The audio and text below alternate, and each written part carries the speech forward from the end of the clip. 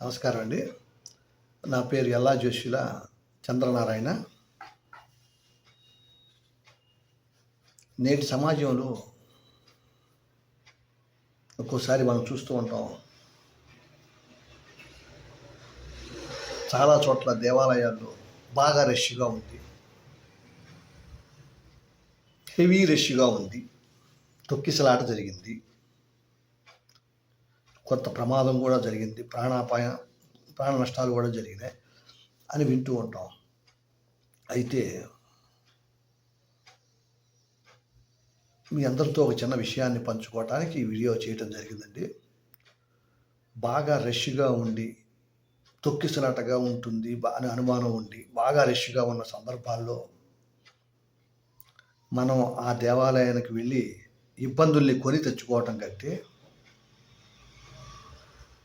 ఆ పూట అంటే ఆ టైంలో మన ఇంటి దగ్గరే ఉండి చక్కగా మన ఇంటిలో ఉన్న దైవానికి పూజ చేసుకొని, మనకి చేతనైనంతలో ఆ దైవానికి పూజ చేసుకొని తల్లిదండ్రులను సేవించుకుంటే అంతకంటే గొప్ప విశేషం ఇంకొకటి లేదు.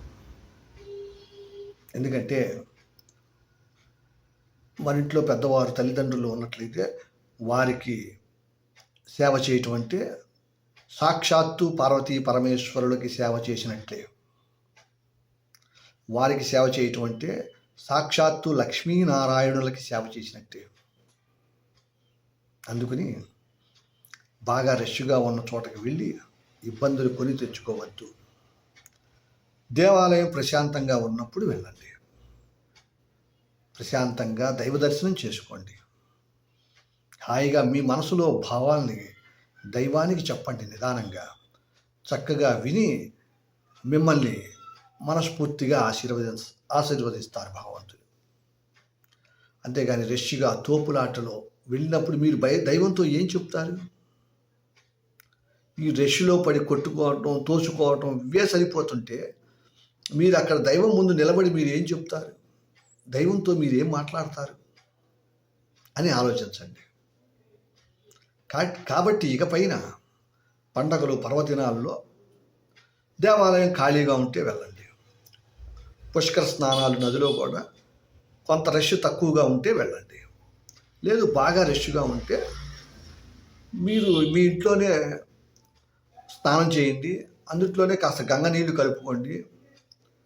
చక్కగా గంగే చ యమునే చైవ నర్మదా సింధు కావేరి కృష్ణా గోదావరి సరస్వతి జలే అస్మిన్ సన్నిధిం కురుం అని చెప్పుకుంటూ చక్కగా పవిత్రమైన హృదయంతో స్నానం చేయండి. అదే గంగా స్నానం, అదే పుష్కర స్నానం. కాబట్టి ప్రమాదాలని కొని తెచ్చుకోవటం కంటే, రష్గా ఉన్నప్పుడు ప్రమాదాలని కొని తెచ్చుకోవటం కంటే